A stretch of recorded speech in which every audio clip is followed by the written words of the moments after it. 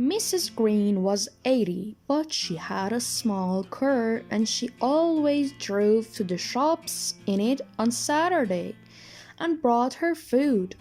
She did not drive fast because she was old, but she drove well and never hit anything.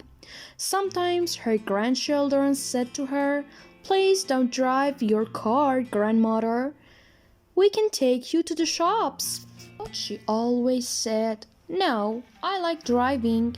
I've driven for 50 years and I'm not going to stop now."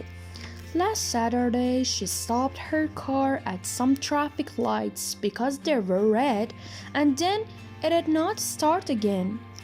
The lights were green, then yellow, then red, then green again, but her car did not start. "What am I going to do now?" she said. But then a policeman came and said to her kindly, "Good morning.